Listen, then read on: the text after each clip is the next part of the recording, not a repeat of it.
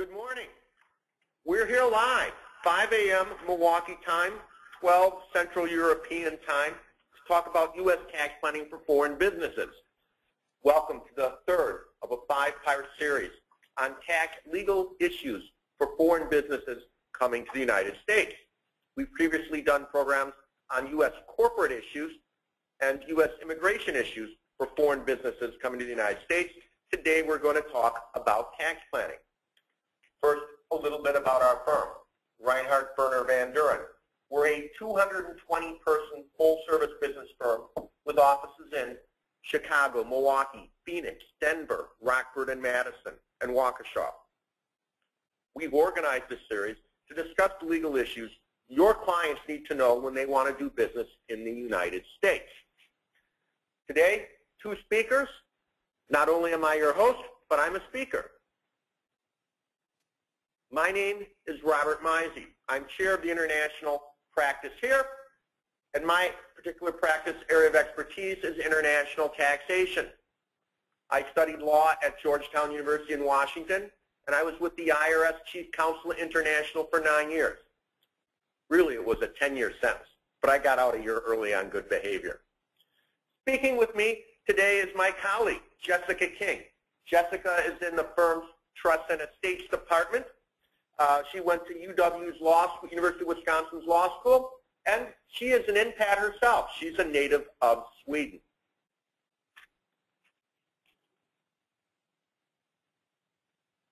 Okay, well, let's talk about brief preview of what I'm going to talk about. I'm going to talk for about 30 minutes on U.S. tax planning for foreign businesses, and then Jessica is going to talk about estate and trust tax issues for foreign business persons coming to the United States. What are we going to talk? I'm going to talk about. We're going to talk about the basics of inbound taxation and a little bit about the inbound topic that everybody's talking about right now, FATCA, the Foreign Account Tax Compliance Act. I'm going to talk about check-the-box planning. Check-the-box is rather unique to U.S. tax laws. And we're going to talk about it with two planning ideas for foreign businesses, avoiding the branch profits tax and doing a double dip so you get an interest deduction in both countries. Then we're going to talk about an odd feature of U.S. tax law, the IC DISC. These are basically an outbound planning technique, and we're going to describe how the outbound planning technique works, but then we're going to show how we can apply this for inbound situations to get favorable benefits for foreign-owned U.S. businesses that export. We're going to talk about treaty shopping and limitation of benefits articles. I know that for many foreign professionals that these are somewhat of a mystery, and they're in all the United States treaties. And then finally, I'm going to close with offensive use of transfer pricing. We have to walk before we can run. So let's talk about the very basics of U.S. inbound taxation. Forco, a foreign company, has two operations in the United States. It has a California branch, and it has a New York subsidiary, incorporated subsidiary. Now, in both situations, the California branch and New York sub, they're going to pay tax on their U.S. business profits. New York sub is going to pay corporate income tax and file an 1120. The California branch is going to pay taxes on its effectively connected income to its U.S. trade or business, although it's not the branch that's the taxpayer, it's actually Forco that's going to file an 1120-F. That California branch is also going to incur a branch profits tax. We're going to talk more about that in a little bit. And New York sub is going to distribute a dividend to Forco. That dividend is going to be subject to withholding. So essentially, income gets taxed twice here, right? It gets taxed as business income, either the 1120 by NY sub or the 1120F by California branch. And then there's going to be a secondary level tax on repatriation, that withholding tax on the dividend, or the branch profits tax on the California branch. But so you basically have this two-prong approach. With respect to international rules, you're either going to have effectively connected income taxed as U.S. trade or business, or fixed, determinable, or annual periodic income. Us international tax jocks like to refer to it as the DAF. That's subject to withholding. So what income is subject to withholding? In our previous slide, we had a situation with dividends. But it's any type of what I say, the Internal Revenue Code defines as fixed, determinable, annual, or periodic income. Dividends, interest, rents, royalties, even compensation from services is supposed to be withholding. I'm going to skip ahead a couple of slides. Effectively connected income. What do we have as effectively connected income? Business income. That's effectively connected income to a U.S. trade or business. Or if you're from a treaty country, and the United States has treaties with approximately 60 different foreign countries, profits attributable to a permanent establishment. Then there's the secondary level tax, the branch profits tax. That's a secondary level tax. It's an after-tax tax on branch income designed to equate to the withholding on dividends that we've talked about here on page 6. Now, I want to talk for a few minutes about FATCA and the threat of withholding. Everybody talks about FATCA. The problem is we're not doing a whole lot about it. Why? Because the IRS keeps delaying the effective date. FATCA goes into effect for withholdable payments starting July 1st, 2014. That's only 2 months from now. That has been delayed several times over the last few years. My personal reaction is that my old friends at the IRS, my current enemies, have not gotten all their guidance out, and I don't think they're ready to go live on July 1st. My reaction is here in the United States, I'll be going to 4th of July parties and talking with tax professionals. Right, what could be more fun than having a hamburger while you're talking about international tax issues on the 4th of July? And we'll be talking about when the IRS will ever fully implement FATCA. So let's talk about FATCA. We talked a little bit about this two-prong approach where you have withholding on fixed, determinable, annual, or periodic income, and you have effectively connected income to a U.S. trade or business. What in the world is FATCA? FATCA is the threat of withholding. Why do we have this threat of withholding? To get information about U.S. people with foreign investments. I put this slide up here. This is the classic scenario. U.S. individual has some money that they want to hide income from. Maybe it's from an ex-spouse, maybe it's from the IRS, but they don't want anybody in the United States to know about it. So they deposit it in a foreign bank. And I hate to pick on the Swiss banks, but this is primarily what it's gone after because of Swiss bank secrecy laws. So they put $50,000 in a Swiss bank. They get their number. The Swiss bank doesn't report it to the IRS, the interest to the IRS, and the U.S. individual doesn't report the interest to the IRS.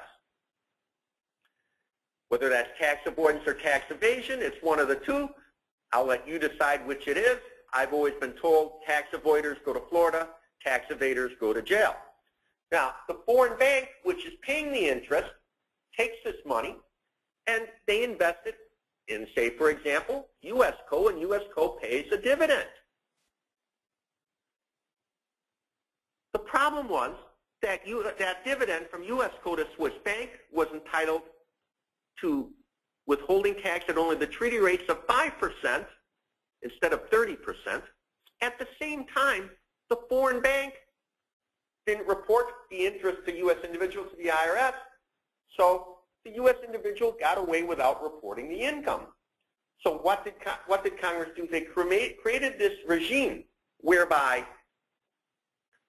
they want U.S. Co. to withhold regardless of the treaty. Because this is not an income tax subject to the treaty, they wanted U.S. Co. to withhold at 30% unless foreign bank identifies who its major depositors are. Who are its major depositors? Major depositors are those that have over $50,000 in the bank. So, foreign bank is going to incur withholding on dividends received from U.S. Co. unless one of three things happens. Either foreign bank is going to provide information about its major depositors, those with over 50 grand in a bank account, to the IRS, or U.S. Co. withholds 30%, that's option number 2, or option number 3. Foreign bank can provide information pursuant to an intergovernmental agreement, an IGA.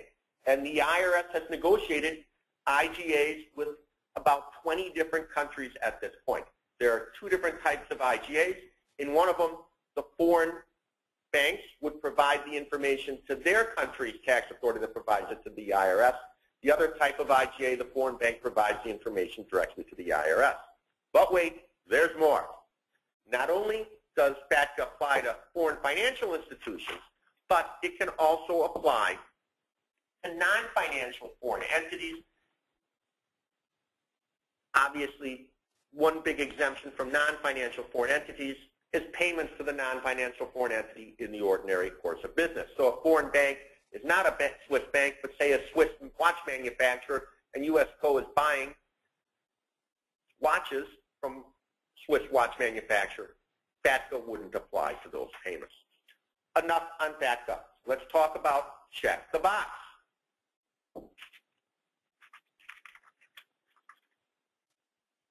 We now have in the United States this check the box regime.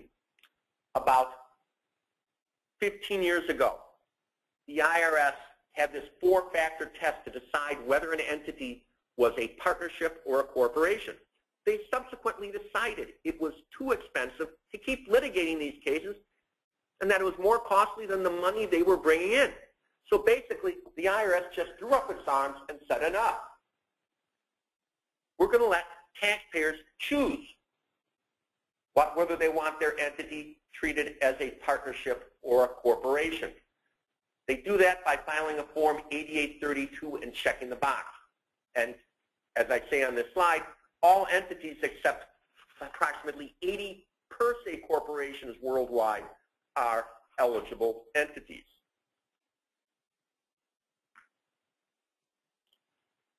The key thing to remember here is that even if we check the box for an entity, typically the classic play is to check the box so that a foreign corporation is now a flow-through entity, either a partnership or a disregarded entity, essentially a branch, that it is still a company with limited liability. So some people say, oh, we don't want to check the box if we're worried about our liability. We want it limited liability. That's why we formed a company. No. The checking the box, the only impact is on U.S. tax purposes. It doesn't impact foreign country tax purposes. It doesn't impact liability in either the foreign country or the United States. It is still that the entity is still respected for liability purposes. So if you check the box on a foreign entity, what is it? Well, you have it if it has only one member, one owner. It's either a corporation or a disregarded entity, essentially a branch. If there are 2 owners, you can check it to either be a corporation or a partnership, basically a flow-through. 2 other points before we go to the next slide. This Form 8832 is deceptively simple. It is a very simple-looking form. When you look at all the bizarre forms that the IRS has put out with respect to international tax compliance, it is the most simplest looking. It is deceptively simple because think about it. You're choosing how this entity is going to be characterized, and you can't change back for 5 years. You have to make sure you get it right. When I get a Form 8832, the project where I have to prepare a Form 8832, I double check it. I triple check it. I hand it to one of my partners. I tell them what I'm trying to do. I have them double check, triple check. Then I quadruple check it because if you do it wrong, the results are disastrous. Bottom line is, though, that Form 8832 has created a boatload of planning opportunities. We're going to talk about two of them. Remember how I mentioned the branch profits tax when I briefly described the U.S. tax system? You have the U.S. branch profits tax on foreign corporations. So let's look at this simple situation. We have Hong Kong individual only owning Hong Kong company, which operates a U.S. branch.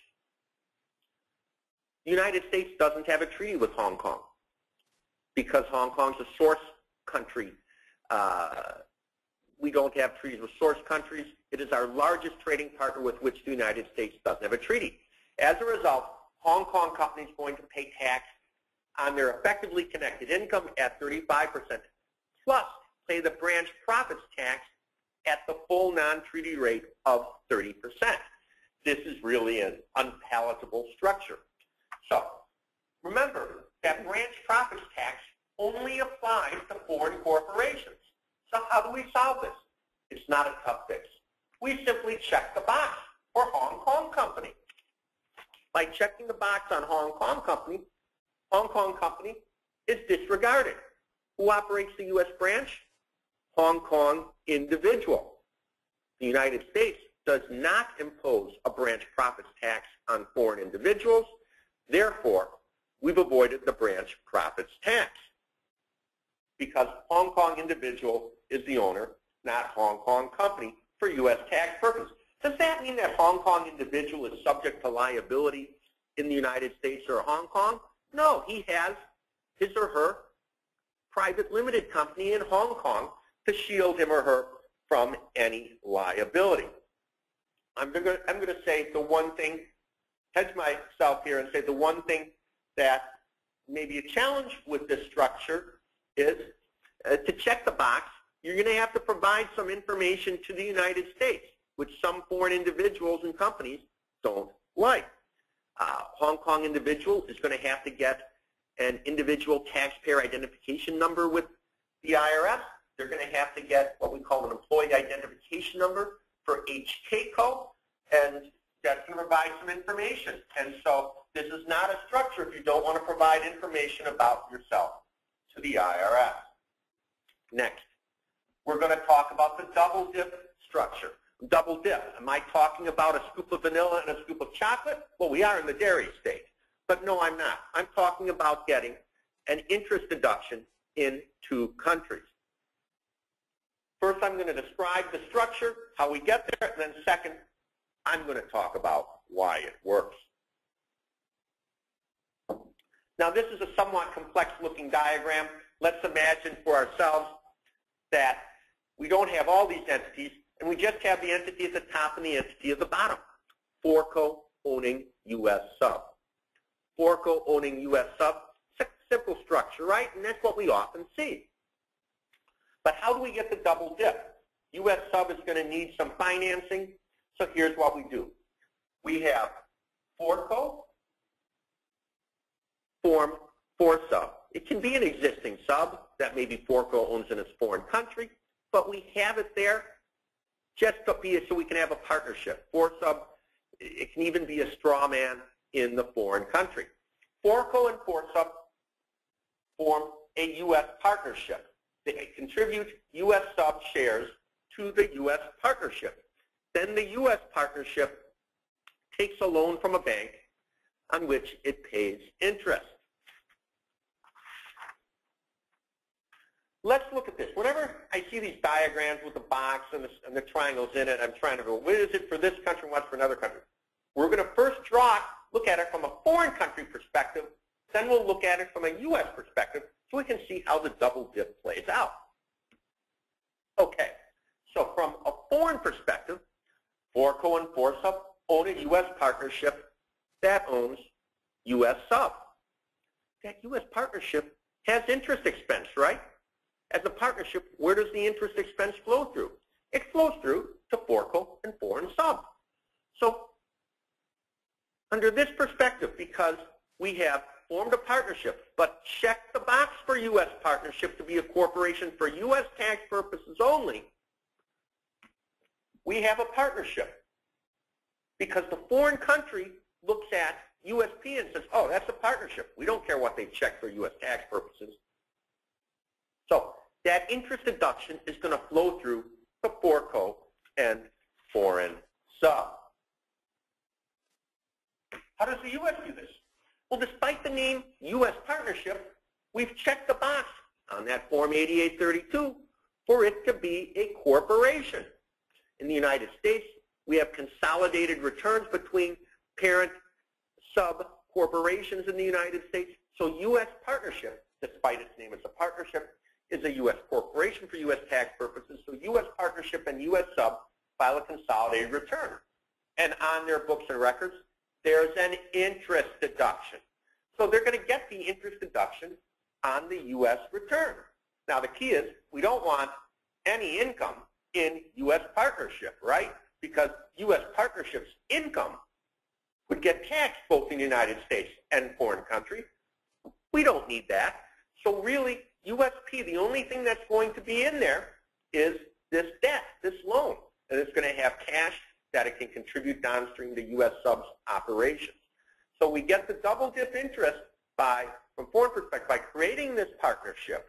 But for U.S. purposes, we check the box so it's a corporation. Next topic, IC disc. What in the world is an IC disc? Well, as an oxymoron that only Congress could create, it is an interest charge domestic international sales company. That's a mouthful. That's why I always say IC disc. It's a benefit that the Internal Revenue Code offers to exporters. The U.S. Congress loves exporters. Why? Because exporters create manufacturing jobs.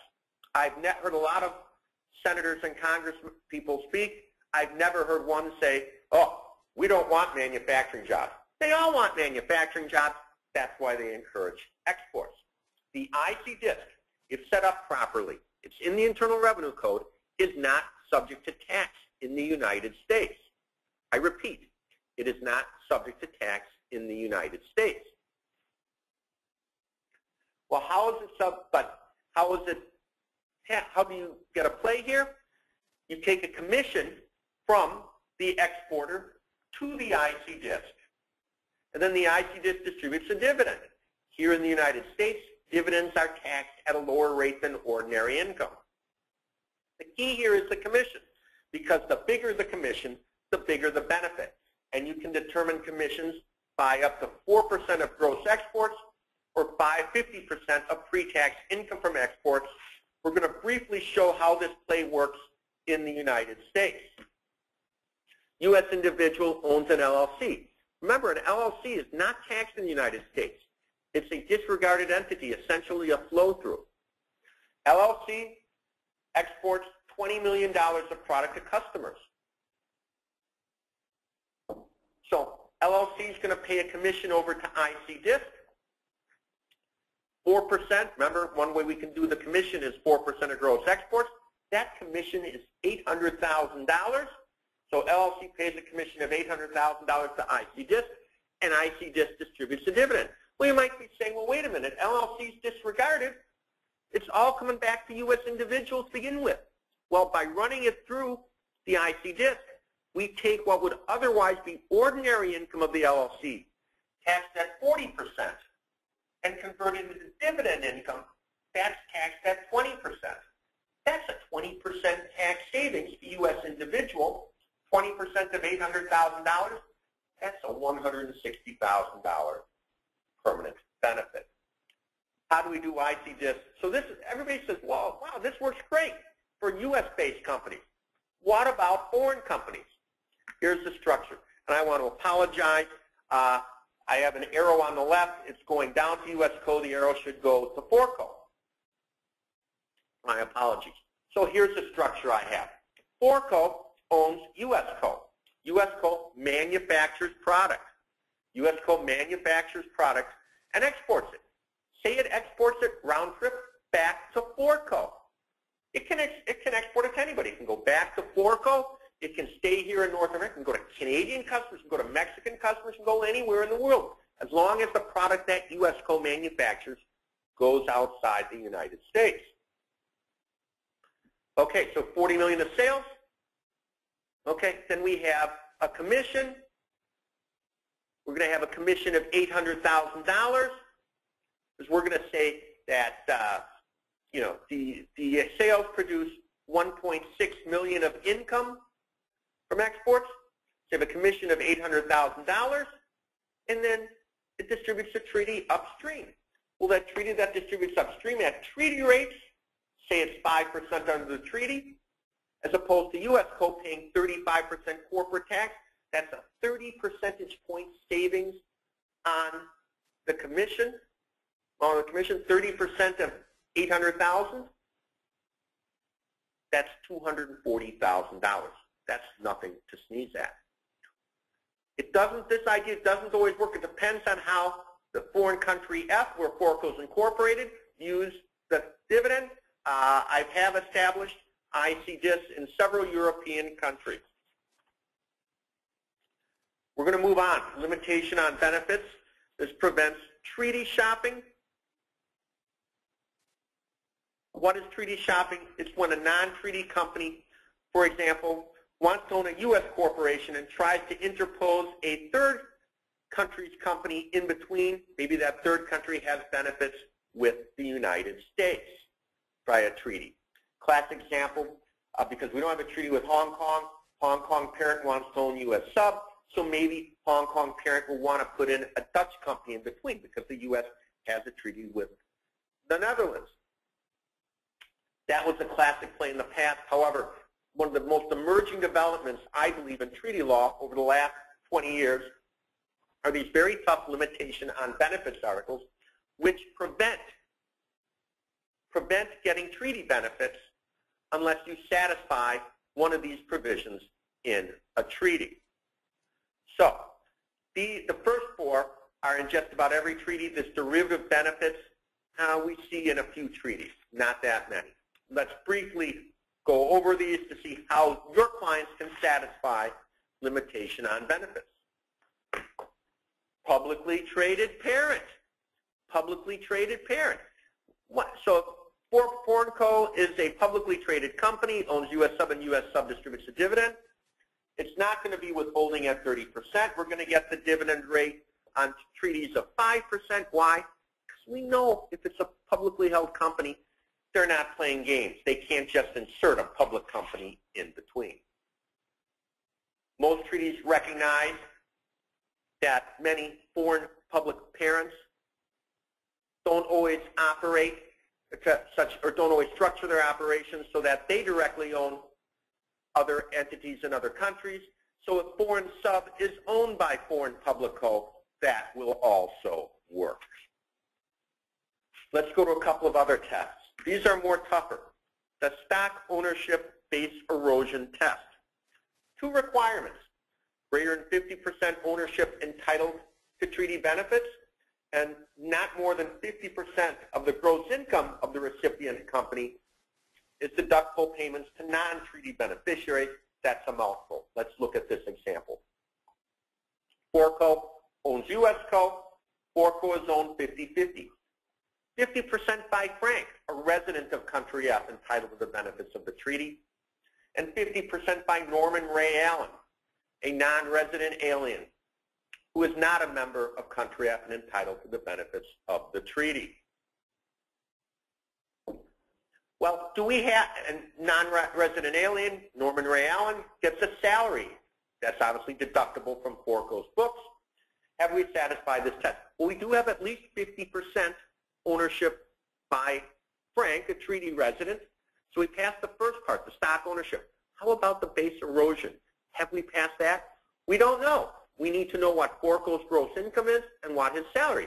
If his salary is greater than half the gross income, they are not entitled to the benefits. If his salary is less than half Forco's gross income, they are. Next, an active trader business that is substantial. What's the policy here? Well, the policy here is if Forco has a substantial trader business that's active, there's not any game playing, and therefore Forco should receive the treaty rates on the dividend from U.S. co. First, a couple of points. The income of FORCO must be, according to the treaties, either connected or incidental to the income of U.S. Co. I sort of view this as a toothless tiger. Connected to or incidental. Well, what kind of income wouldn't be connected to or incidental? I've never seen a case where the IRS has raised that as a red flag on audit. But let's talk about substantiality. The example I put up on the slide, we have $100,000 of business income in FORCO, and U.S. Co. has $10 billion of business income. You know, in my mind, $100,000 is not substantial. Have $10 billion, U.S. Co. has a lot going on in the U.S. Personally, FORCO could probably have 100 grand of business income by opening up a kiosk at the local shopping center. In my mind, that isn't substantial. Are there any hard and fast rules on how big FORCO has to be? No, there aren't any. But even though $1 million would be 1.001% of 10 billion, I think $1 million of business is getting closer. Is it a slam dunk? I don't know. I think $10 million would be closer. Obviously, 100 million, even though only 1%, would be clearly substantial. Finally, not in every treaty, the derivative benefits article. The policy behind derivative benefits is, hey, even though the recipient of the dividend doesn't satisfy any of the 4 limitation on benefits articles we just mentioned, if its owner would have been entitled to the benefits under a treaty, we'll let there be treaty benefits. Classic example, UK Co. wants to own US Co., but as UK Co. does with all its operations in the US, they place them under a Canadian holding company. When US Co. pays a dividend to CanCo, does it get the 5% preferential treaty rate? Well, it hasn't satisfied any of the 4 classic limitation on benefits articles, but however, because if the dividend went directly to UK Co., it would have satisfied the US-UK treaty, therefore we're going to allow the benefits on the dividend from US Co. to CanCo. I'm going over a little bit of Jessica's time. We're going to talk about, for just a minute, offensive use of transfer pricing. The vast majority of the times in the United States, we use the comparable profits method. The comparable profits method basically takes the less complex party, here US sub, and chooses a financial ratio. It can be return on assets, it can be return on sales, it can be something called the Berry ratio, which is gross profit over operating expenses. You compare that financial ratio to comparable companies. If you're in the middle, you're golden. In this situation, your co pays 23% in Europe. In the U.S., we have a 40% combined federal and state rate. And then to get the money back upstream to your co, we're going to incur a 5% withholding. So the effective rate is 43% in the U.S. 43% in the U.S. instead of 23% in Europe, that's a 20 percentage point difference. We look at the Berry ratio. Gross profit of 13 over operating expenses of 10 million, that's 1.3. Let's look at the comparable companies. The range of comparable companies is 1.2 to 1.3. At 1.3, we're in the range. U.S. sub is at arm's length, but we're at the high part of the range at 1.3. Come on, 43% in the U.S., 23% in Europe. We're showing too much income in the U.S.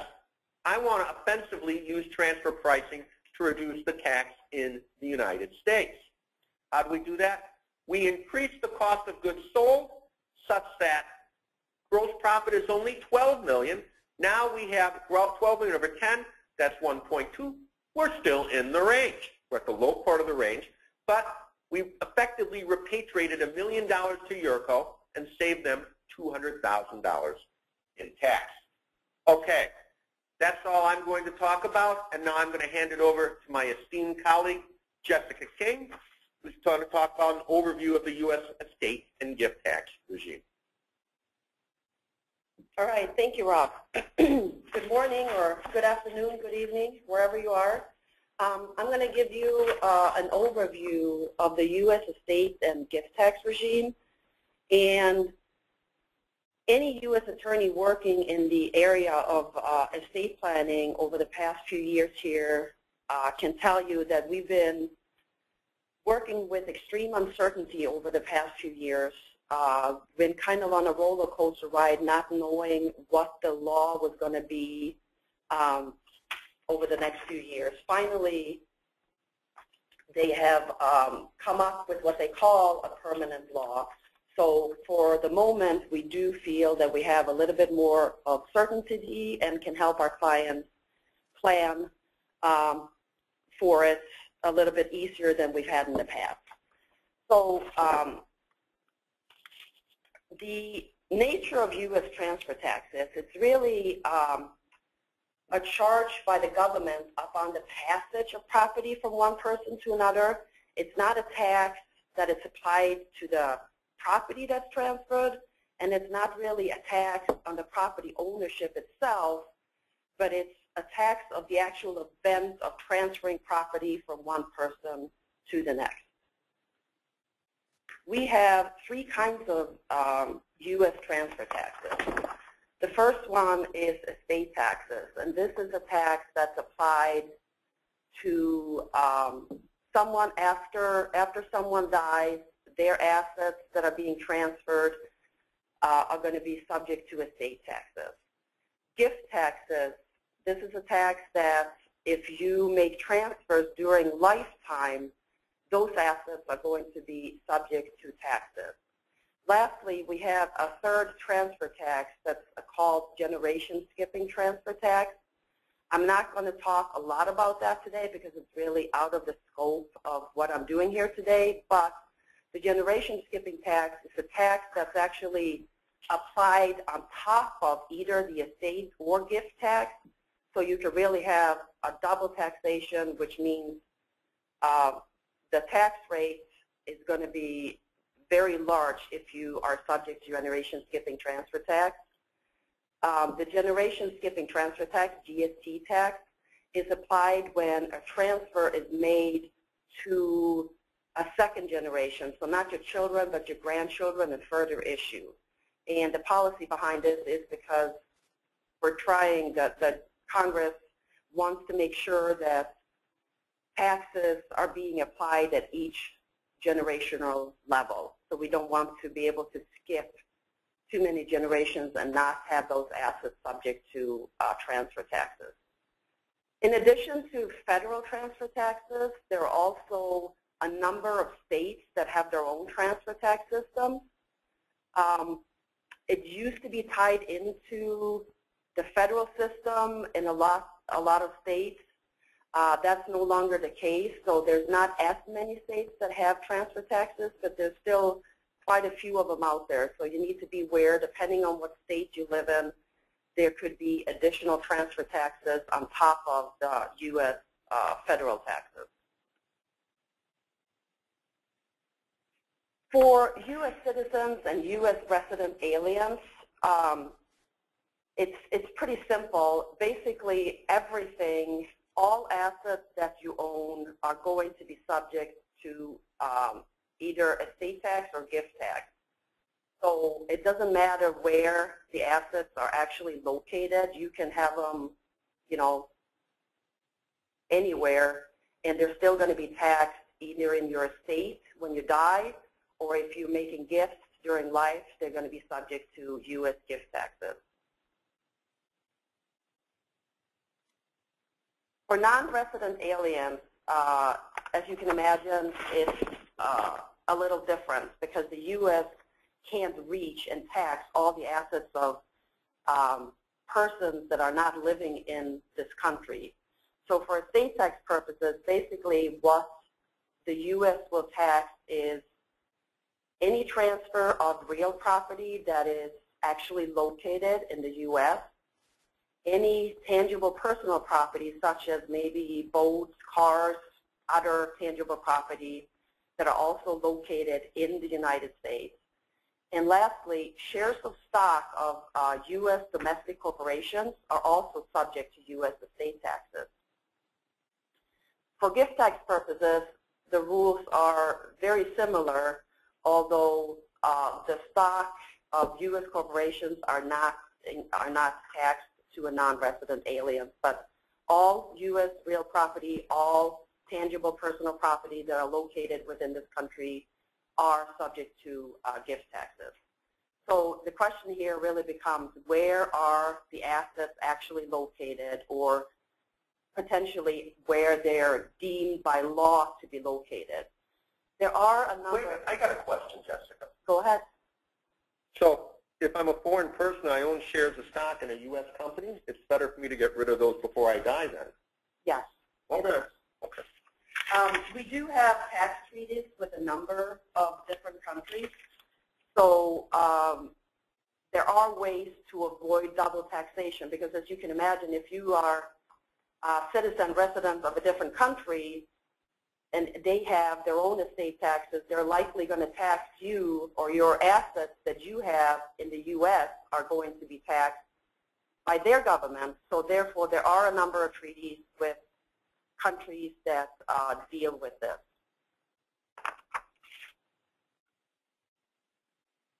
So then the next question really becomes, are you a citizen, resident alien, or a non-resident alien?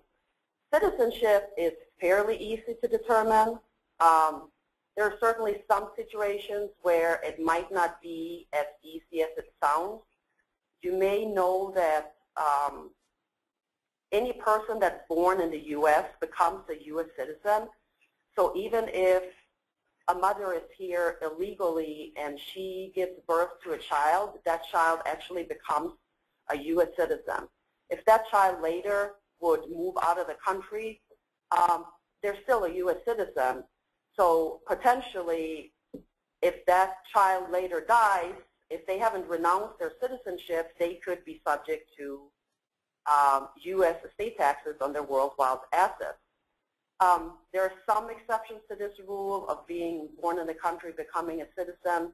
For example, foreign diplomats that are here giving birth, their children are not going to be considered U.S. Citizens. Residents, on the other hand, that's a much more difficult thing to determine. The concept of residency, it's all really a question of fact. And the way that it works for estate and gift tax purposes is completely different than the residency for income tax purposes. So for estate and gift tax purposes, the way it works is that if a person is domiciled here in the U.S., they are a U.S. resident. And to be considered domiciled in the U.S., it means that that person is living here with the intention of remaining indefinitely. So what you have to do is you really have to look at the facts in the case to determine whether somebody is actually a resident or a non-resident. Things that you look at are, you know, does the person have some kind of visa that they're here, like a work visa or whatever? Do they have a permanent home here in the U.S.? Do they own any business interest? Is their family here with them? What kind of community ties do they have? There's a lot of facts that goes into this determination, and there are a number of cases that have discussed this, but it's just on a case-by-case basis that you have to determine whether somebody is a resident or not. So let's talk a little bit about how it works for a U.S. citizen or a U.S. resident alien as far as estate and gift tax exemptions are concerned. We had, right now, the law, like I said before, has become permanent. And right now, we have a $5.34 million combined gift and estate tax exemption, meaning that each person that dies, or they could use it up during life too. You don't get to use it up during life and at death. It's a combined. So you can use up $1 million during life, and you can use up the rest when you die. But up to that $5.34 million, that amount is not going to be taxed. That's exempt from taxes. Once you go above the $5.34 million, the tax rate is very high. Right now it's 40%.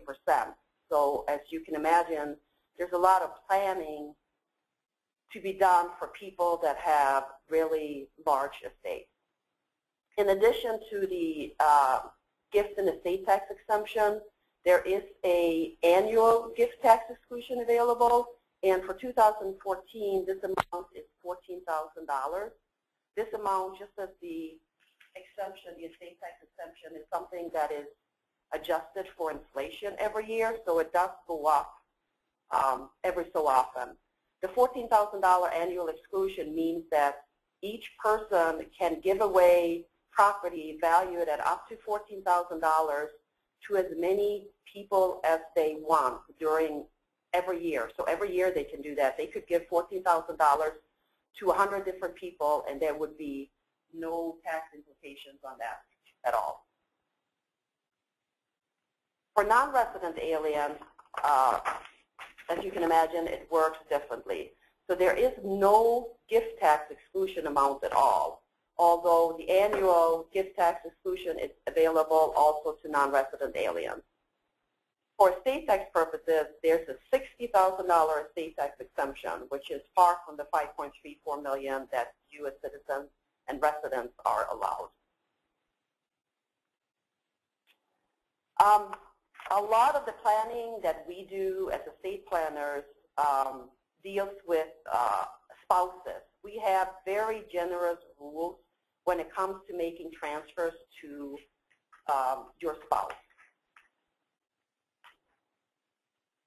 We have what is generally referred to as an unlimited marital deduction.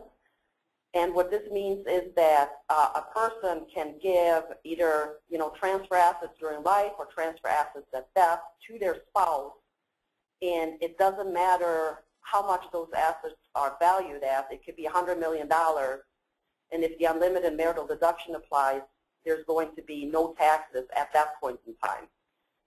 The issue here, though, is that to have this unlimited marital deduction available to you, it depends on the citizenship, so no longer the residency, but the actual citizenship of the donee spouse. So if the donee spouse, so the person that's actually getting the assets transferred from their spouse, is a U.S. citizen, then there is unlimited marital deduction, and there's going to be no taxes at that point in time. And it doesn't matter whether the donor spouse is a U.S. citizen, resident, or a non-resident alien.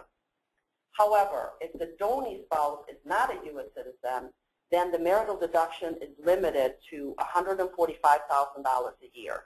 This is an amount that's also adjusted for inflation every year.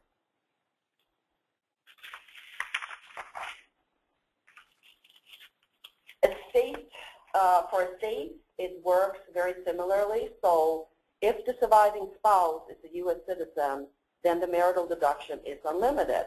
However, if the surviving spouse is not a U.S. citizen, but maybe a resident alien like myself, then there is no marital deduction available at all unless the distribution is actually made to what we call a qualified domestic trust, a QDOT for short.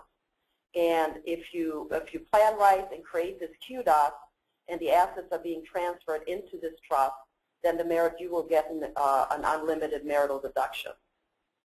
And the policy behind this is really that Congress was afraid that if, say, for example, you have a U.S. citizen husband married to a foreign national who's a resident here, he dies and transfers $50 million to her. They thought the chances were pretty high that she might then actually move back to her home country, take the $50 million with her, and then when she later dies, those assets would not be subject to taxes.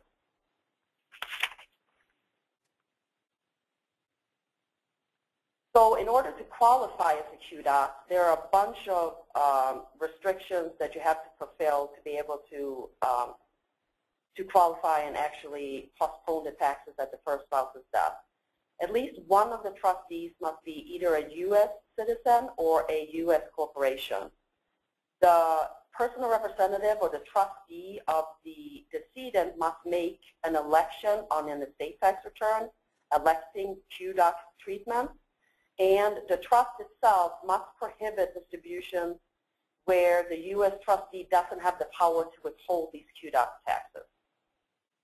There are also additional requirements if the trust is valued at over $2 million. So how this trust works is if there are distributions of income during the surviving spouse's life, those distributions are not going to be subject to QDOC taxes. Most likely they're going to be subject to income taxes, but not the QDOC taxes. If there's a distribution of principal from this QDOC, then there is going to be a tax applied to that. So the trustee then must withhold that tax when it makes the distribution to the surviving spouse. And eventually, when the surviving spouse dies, the remaining assets in this QDOC are going to be subject to QDOC taxes at that time. So you look at the fair market value of those assets, and those are going to be subject to QDOC taxes. And the rate at that time, what you do is you really look back to what the highest marginal rate was when the first spouse died, and you kind of add that on top of it, and those are the taxes that you are going to have to pay at the surviving spouse's death. That is all I have, so now we're going to take... okay, I know we have had a few questions. Let's see if we can get them up there on the screen. Okay, so it looks like questions primarily for you, Jessica. How many states have transfer taxes? I don't know the exact number, but I'm going to guess maybe still 20 or something like that. It used to be a lot more because it used to be tied in to the federal estate tax, and you actually used to get a credit against the federal estate tax. It was really a kind of no-lose situation for the state because the person wouldn't actually pay any more taxes. It would just be divided between state and federal taxes, but they went away with that a number of years back. So now it's all, each state have their own rules. So there are still a number of states that do have transfer taxes. We used to in Wisconsin up until 2007, but we don't anymore. Okay. Then a follow-up question on that is what are the rates of transfer taxes? 40% is the rate, so it's very high. So gift tax, estate tax, and generation skipping tax, it's all a 40% rate right now, and it's actually considered a flat rate now. We used to have different tax rates, but right now it's all 40%. Okay. Are there any other questions? Let's see. No, I guess there are no other questions. Oh, there are questions? All right. Oh. I can read that. So, Rob, in the double dip, can the bank be a foreign bank? You know, that's an interesting question. In the slide I showed for the double dip structure, I had a U.S. bank. It can be a foreign bank, but it is a little trickier proposition. It doesn't always work with a foreign bank, but it can work. The bottom line is there can't be a situation where there are compensating balances or a guarantee from the foreign parent with respect to the loan from the foreign bank to the U.S. partnership. All right, next one. What alternatives are there to annually documenting transfer pricing? Well, with transfer pricing, we talked about a very aggressive structure. I don't mind being aggressive. But you have to annually document, which is somewhat expensive. By the time you file your return, you have to prepare documentation that contains a lot of information. Your business description, the intercompany transactions, a functional analysis. A functional analysis shows what functions are performed, what risks are assumed, who owns intangibles, then an evaluation of which method's the best method which often comes down to the comparable profits method, then the economic analysis supporting that method. In lieu of annual documenting, you can go pursue an advanced pricing agreement from the IRS, where you basically show your old documentation, say, look, this says that we're at arm's length if we have a barrier ratio between, in our example, 1.2 and 1.3. Can we work out an agreement with you that if we show a barrier ratio, excuse me, of 1.2 to 1.3 over the next 5 years, you won't audit us? And if they agree with you, hey, you're locked into that rate for the next 5 years. A lot of clients don't want to pursue an APA because they have to reveal who they are. Why bring their attention to the IRS ahead of time? Well, they have a pre-filing procedure which you can do on a no-name basis, where you can sanitize your documentation, and you can sanitize, I can sanitize something so that the CEO of the company can't even recognize his own company, but still get a good, useful pre-filing agreement conference with the IRS, where they might say, hey, this is great, we want to do business, have the taxpayer file with us, then you reveal who you are when you file. All right, I got one more question for you.